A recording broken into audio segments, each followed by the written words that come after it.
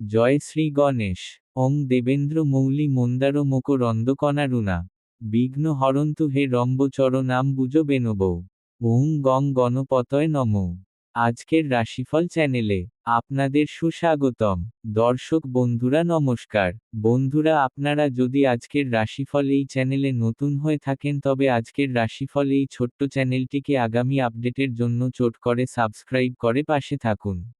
জয় মা ভদ্রকালী। মকর হল কালপুরুষের রাশিফলের দশম রাশি। এই রাশির চিহ্ন হল ছাগল। এই রাশির শাসক গ্রহ হল শনি। মকর রাশির দিক দক্ষিণ। এই রাশির বর্ণগুলি হল ভো, যা, জি, খি, খু, খে, খো, গা, গি। এই রাশির রাশিগুলি হল উত্তরাষাঢ়া নক্ষত্রের দ্বিতীয়, তৃতীয় এবং চতুর্থ পর্যায়, শ্রাবণ নক্ষত্রের সমস্ত পর্যায় এবং ধনিষ্ঠ নক্ষত্রের প্রথম ও দ্বিতীয় পর্ব। এটি পৃথিবীর উপাদানের রাশিচক্রের চিহ্ন। এই রাশির দেবতা হলেন ভগবান শিব এবং মা দুর্গা। মকর রাশির মানুষের স্বভাব। মকর রাশির জাতক জাতিকারা নিবেদিত প্রাণ, পরিশ্রমী এবং অনুগত প্রকৃতির হন। তারা জীবনে প্রেম, সৌন্দর্য এবং সুখ অনুভব করেন। তারা কাজের প্রতি শৃঙ্খলাবদ্ধ। যে কোনো কাজ পূর্ণ উদ্যম ও শৃঙ্খলার সঙ্গে করেন। স্বচ্ছ মনের, শৃঙ্খলাবদ্ধ, উচ্চাকাঙ্ক্ষী এবং সৎ প্রকৃতির হওয়ায় তিনি তার কাজে নিরন্তর নিয়োজিত থাকেন। মকর রাশির অধিপতি। মকর রাশির শাসক গ্রহ হল শনি। শনিদেবকে বলা হয় ন্যায়ের দেবতা। শনিকে কর্মমুখী গ্রহ বলে মনে করা হয়। কর্মফলের জন্য গ্রহগুলিকেও দায়ী বলে মনে করা হয়। এমন পরিস্থিতিতে মকর রাশির জাতক জাতিকারা কর্মে বেশি বিশ্বাসী। তারা তাদের কাজে নিযুক্ত থাকেন এবং আত্মবিশ্বাসী হন। অসুবিধা সহ্য করে তারা এগিয়ে যাওয়ার পথ খুঁজে নেন। তারা নির্ভরযোগ্য, ধৈর্যশীল, দয়ালু, সৎ, কর্তব্যপরায়ণ এবং উচ্চাকাঙ্ক্ষী প্রকৃতির হন। মকর রাশির চিহ্ন। মকর রাশির প্রতীক ছাগল। সেপ্টেম্বর 2025-এ মকর রাশির জন্য গ্রহের গোচর। এই মাসে শুক্র 15 তারিখে আপনার অষ্টম ঘরে, সিংহ রাশি, মঙ্গল 13 তারিখে আপনার কর্মস্থান অর্থাৎ দশম ঘরে, তুলা রাশি গোচর করবে। বুধ এবং রবি 15 এবং 17 তারিখে আপনার ভাগ্যস্থান অর্থাৎ নবম ঘরে, কন্যা রাশি প্রবেশ করবে। বৃহস্পতি আপনার ষষ্ঠ ঘরে, শনি আপনার তৃতীয় ঘরে, রাহু আপনার দ্বিতীয় ঘরে এবং কেতু আপনার অষ্টম ঘরে থাকবে।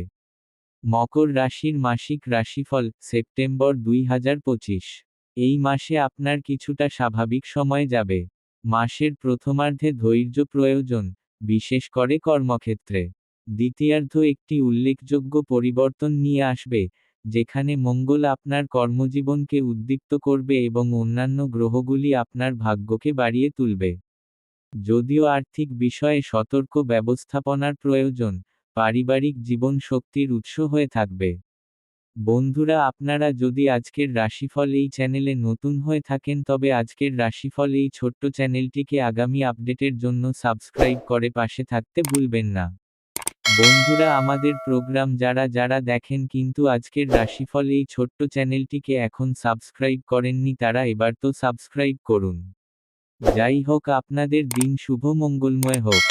জয় মা ভদ্রকালী। আচ্ছা, ঠিক আছে, আবার মূল বিষয়ে আসা যাক।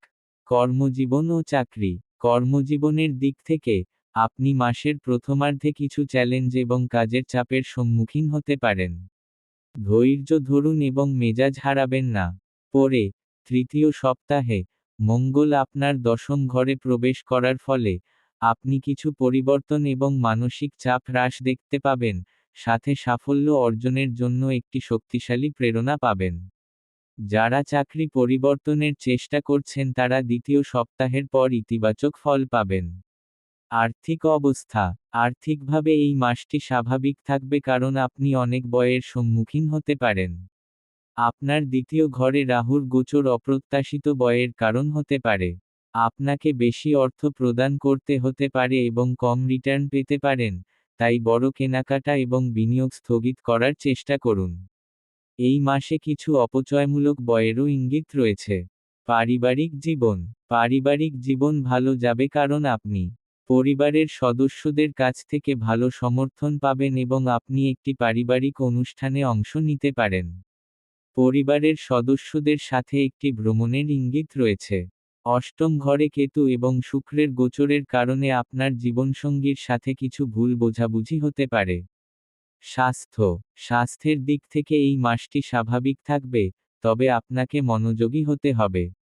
বৃহস্পতি আপনার ষষ্ঠ ঘরে মিথুন রাশিতে গোচর করার কারণে আপনি ঘাড়, কাঁধ এবং স্নায়ুতন্ত্র সম্পর্কিত সমস্যার সম্মুখীন হতে পারেন। এই অবস্থাগুলি যাতে আরও খারাপ না হয় তার জন্য প্রচুর বিশ্রাম এবং সঠিক খাবার গ্রহণ করা অত্যন্ত গুরুত্বপূর্ণ। মানসিক চাপ বেশি হতে পারে, তাই ধ্যানের মতো অনুশীলন উপকারী হবে। যারা প্রায়শই গাড়ি চালান তাদের অতিরিক্ত যত্ন নেওয়া উচিত এবং দ্রুত গাড়ি চালানো উচিত নয়, কারণ স্নায়ুতন্ত্রের উপর চাপ হঠকারী সিদ্ধান্ত এবং ছোটখাটো দুর্ঘটনার কারণ হতে পারে। ব্যবসায়ীরা তাদের ব্যবসায়িক কার্যকলাপে একটি ভালো বৃদ্ধি দেখতে পাবেন, বিশেষ করে তৃতীয় সপ্তাহ থেকে, কারণ মঙ্গল আপনার দশম ঘরকে উদ্দীপ্ত করবে। এই গোচর আপনাকে প্রসারিত হতে এবং নতুন প্রকল্প গ্রহণ করার প্রেরণায় ভরিয়ে দেবে। তবে আর্থিকভাবে এই মাসটি সম্ভবত স্বাভাবিক আয় দেবে। এর কারণ হল আপনার দ্বিতীয় ঘরে রাহু ব্যবসা সম্পর্কিত উল্লেখযোগ্য ব্যয় ঘটাতে পারে। সম্প্রসারণের জন্য আপনাকে ঋণ বা ক্রেডিটও ষষ্ঠ ঘরে বৃহস্পতির কারণে নিতে হতে পারে, যা আপনার মোট লাভের উপর প্রভাব ফেলবে। আপনার সপ্তম অধিপতি রবি একটি চ্যালেঞ্জিং ঘরে গোচর করায় 17 তারিখ পর্যন্ত অংশীদারিত্বের আকার সতর্ক থাকুন। ছাত্রছাত্রীদের সতর্ক থাকতে হবে কারণ তাদের পড়াশোনায় আগ্রহ কম থাকতে পারে এবং অলসতা বিকাশের ফলে সমস্যা হতে পারে। তাই সতর্ক থাকুন এবং আপনার পড়াশোনা স্থগিত করবেন না। নবম ঘরে রবি এবং বুধের গোচর কিছুটা স্বস্তি এবং শিক্ষকদের কাছ থেকে আনুকূল্য নিয়ে আসবে। বিশেষজ্ঞের পরামর্শ ও প্রতিকার, গ্রহের চ্যালেঞ্জগুলি মোকাবেলা করতে এবং ইতিবাচক ফল বাড়ানোর জন্য এই প্রতিকারগুলি বিবেচনা করুন। আর্থিক স্থিতিশীলতার জন্য দ্বিতীয় ঘরে রাহুর অপ্রত্যাশিত খরচ নিয়ন্ত্রণ করতে দুর্গা সপ্তশতী জপ করুন বা দেবী দুর্গার কাছে প্রার্থনা করুন। কর্মজীবনে গতি আনতে দশম ঘরে মঙ্গলের ইতিবাচক প্রভাব বাড়ানোর জন্য ভগবান হনুমানের পূজা করুন এবং মঙ্গলবারে হনুমান চালিসা পাঠ করুন। বৈবাহিক সম্প্রীতির জন্য অষ্টম ঘরে শুক্র এবং কেতুর প্রভাব কমাতে শুক্রবারে দেবী মন্দিরে সাদা মিষ্টি নিবেদন করুন। বন্ধুরা, আমাদের প্রোগ্রাম যদি আপনাদের ভালো লাগে তবে লাইক এবং কমেন্ট করে জানাবেন আপনারা কোথা থেকে দেখছেন। আপনাদের একটি লাইক এবং কমেন্ট আমাদেরকে উৎসাহিত করে। তবে অবশ্যই লাইক এবং কমেন্ট করে দিবেন। বন্ধুরা, আপনারা যদি আজকের রাশিফল এই চ্যানেলে নতুন হয়ে থাকেন তবে আজকের রাশিফল এই ছোট্ট চ্যানেলটিকে আগামী আপডেটের জন্য সাবস্ক্রাইব করে পাশে থাকতে ভুলবেন না। আপনাদের দিন শুভ মঙ্গলময় হোক। জয় মা ভদ্রকালী।